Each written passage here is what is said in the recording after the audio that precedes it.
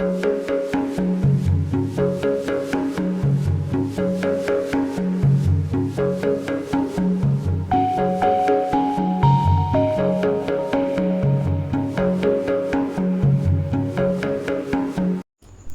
అండి, నమస్తే. Welcome to our channel. మేమైతే బాగున్నాం, మీరు కూడా బాగుండాలని మనస్ఫూర్తిగా కోరుకుంటున్నాం. ఈ వ్లాగ్ వచ్చేసి కార్తీక మాసంలో లేడీస్ అందరూ ఎంత వర్షాలు వచ్చినా వరదలు వచ్చినా ఈ తుఫాన్ వల్ల బయటికి వెళ్ళడానికి కూడా కష్టంగానే ఉంది, కానీ దీపాలు పెట్టడం మాత్రం మారినారు. అలాగే నేను కూడా ఇక్కడ మాకు కూడా తుఫాను 3 రోజులు ఉందని చెప్తున్నారనమాట. అదే మోంతా తుఫాను 3 days అని చెప్పారు. ఇక్కడ మాకు వర్షం స్టార్ట్ అయింది, నైట్ నుంచే కొంచెం పడుతూనే ఉంది.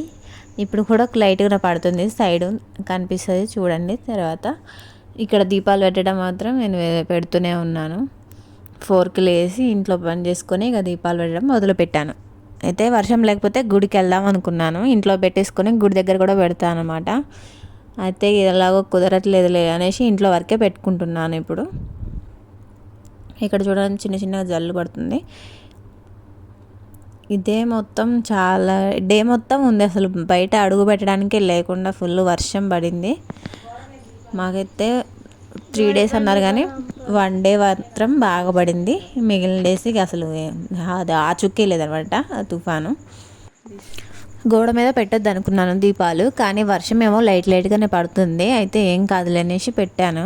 ఇక్కడ మీకు చినుకులు లైట్గా కనిపిస్తాయి. ఇది ఏంటంటే ముసురులాగా పట్టిందనమాట.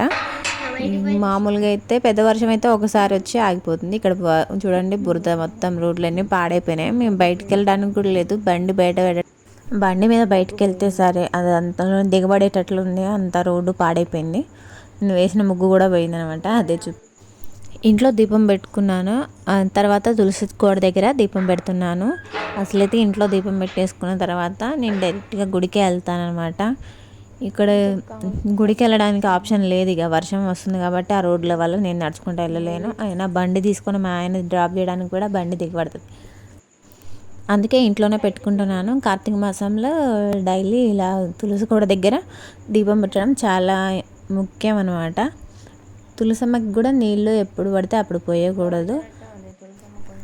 ఏకాదశిలో ఆదివారాలలో తులసి చెట్టుకి నీరు పోయకూడదు, ఎందుకంటే తులసి చెట్టు అమ్మవారు కాబట్టి లక్ష్మీదేవి.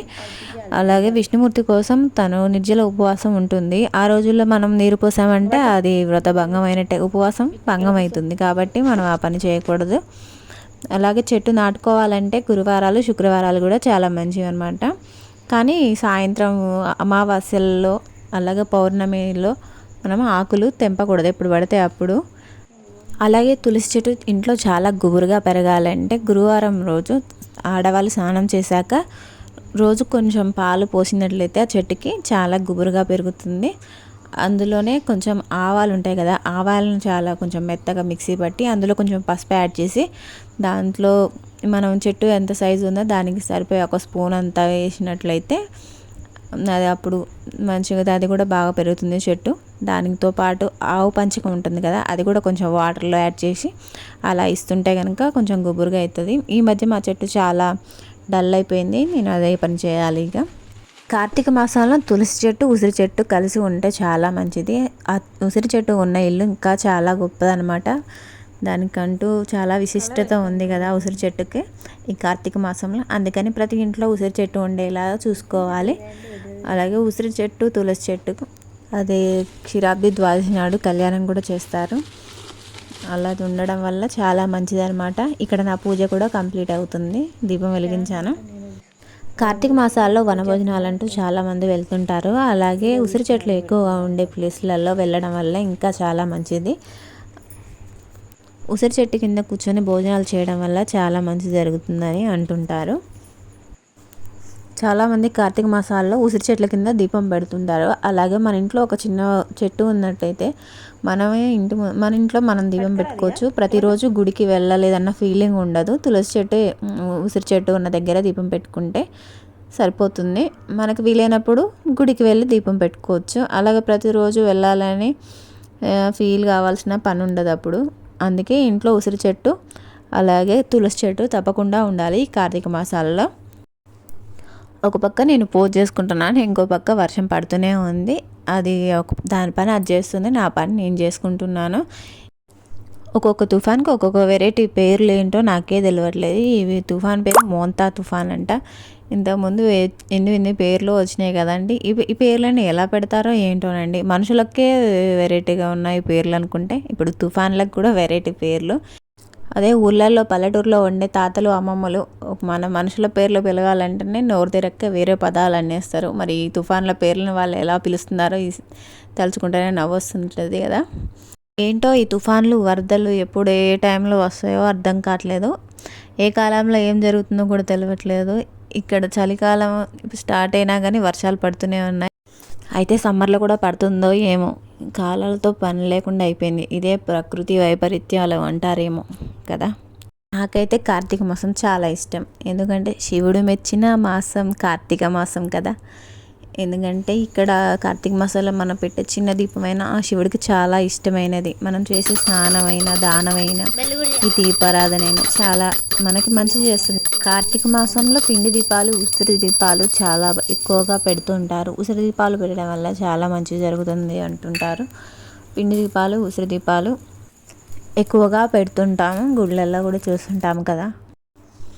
కార్తీక మాసాలలో సోమవారాలు ఏకాదశిలో ఉపవాసం ఉంటారు కదా, అప్పుడు దీపదానాలు కూడా చాలా ఎక్కువ ఇస్తుంటారు. దీపదానాలు ఇవ్వటం వల్ల చాలా మంచి జరుగుతుంది. పూజ అయిపోయింది, హారతి కూడా ఇచ్చేసాను. ఇప్పుడు టైం వచ్చేసి 5:30 అవుతుంది. మా పిల్లలు 4:30కి లేసారు. ఎందుకంటే ఎగ్జామ్స్ కాబట్టి అంత తొందర లేసారు. లేకపోతే మామూలుగా 6కే లేస్తారు అనమాట. చదువుకోవాల్సిన ఏమైనా ఉంటేనే 5కి అలా లేపుతుంటాను. ఎగ్జామ్స్ ఉంటే మాత్రం తొందరగానే లేస్తారు వాళ్ళు. అలారం పెట్టి మరీ మోదం మోగిస్తా.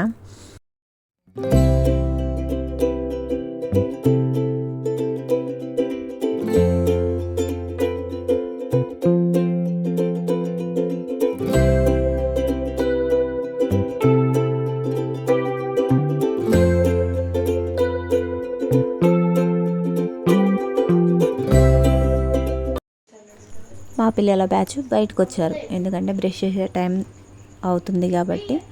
ఇక్కడ వీళ్ళు గొడవ పడుతూనే బ్రష్ చేయడం స్టార్ట్ చేశారు. వీళ్ళు బ్రష్ వేయడం తక్కువ, మాట్లాడడం ఎక్కువ. అందుకే నేను అప్పుడప్పుడు వీళ్ళు ఒక గంట కనిపెడుతూ ఉంటాను.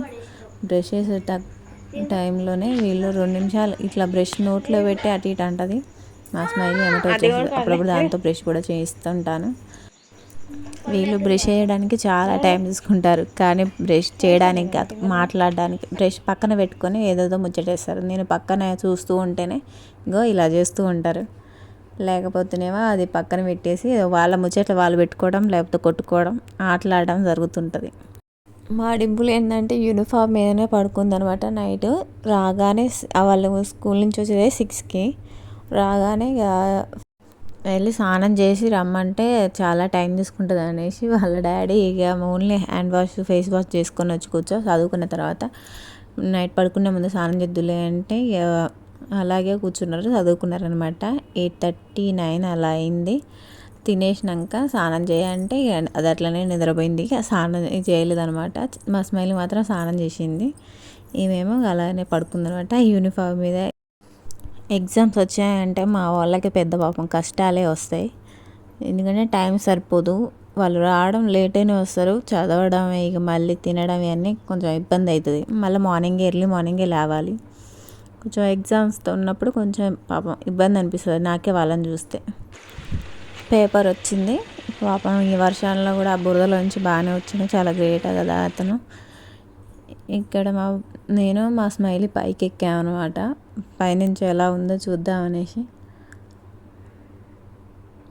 మొత్తం బురద. ఇక్కడే ఇట్లుందని మామూలుగా ఇక్కడ కనిపిస్తుంది, కానీ బయటికి వెళ్ళి రోడ్డు మొత్తం చూస్తే మాత్రం గుంటలు. అంతా అదేంటి డ్రైనేజీ హోల్స్ కోసం గుంటలు తీశారు. అంత బురద అయిపోయింది. ఇక్కడ వీళ్ళు స్కూల్కి రెడీ అయ్యారు, కానీ వర్షం పెద్దగా వస్తుంది. నేనేం వెళ్తా అంటుంది మా డింపులు. నేనేమో కొంచెం సేపు ఆగు, వర్షం తగ్గాక వెళ్దులే అని నేను అంటున్నా.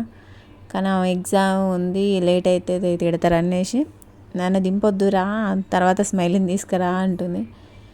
కానీ ఇవేమో నేను కూడా వస్తా కానీ ఏదో మర్చిపోయింది, మళ్ళీ వస్తుంది లోపల నుంచి ఏమో తీసుకొని. పాపం వీళ్ళకు షాకింగ్ న్యూస్. ఎందుకంటే ఈ వర్షం చాలా పెద్దగా ఉండడం వల్ల వాళ్ళ స్కూల్ నుంచి మెసేజ్ వచ్చిందనమాట. ఈరోజు స్కూల్ లేదనేసి. కానీ మా పెద్ద పాప డిసప్పాయింట్ అయింది, ఎందుకంటే ఈరోజు ఎగ్జామ్ చదువుకున్నాం కదా, మళ్ళీ ఈరోజు రాయకపోతే మళ్ళీ రేపు కూడా అదే సబ్జెక్ట్ చదవాలనేసి నేను పోతా, ఈరోజు మాకు పెట్టచ్చు కదా అని అది ఫీల్ అవుతుంది. కాకపోతే వాళ్ళ టీచర్స్ ఏమో ఆ సబ్జెక్ట్ కాకుండా నెక్స్ట్ డే పెట్టే సబ్జెక్ట్ ఈరోజు చదువుకో, ఇక హాలిడే వచ్చింది కాబట్టి ఆ సబ్జెక్ట్ పెడతాం అని చెప్పారనమాట.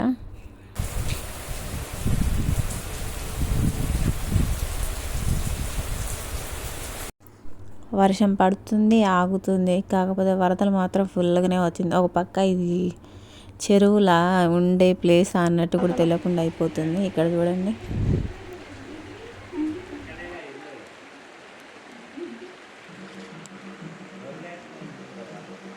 ఎంత వరద వస్తుందో.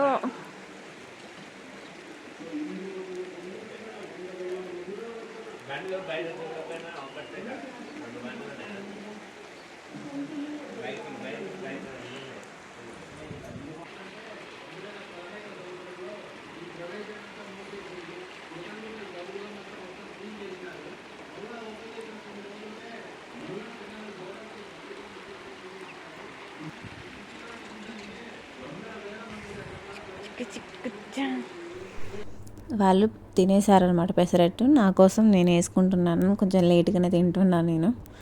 వాళ్ళందరూ అయిపోయింది తినటం. మీకు ఎంతమందికి ఇష్టం పెసరట్టు? నాకు కూడా ఇష్టం, కాకపోతే మరి అంత ఎక్కువ కాదు, కొంచెం. మా వాళ్ళు తప్పకుండా నా కోసమే తింటారు అన్నమాట. మీకు కనిపిస్తుందో లేదో కానీ ఇక్కడ వర్షం మాత్రం బాగానే పడుతుంది.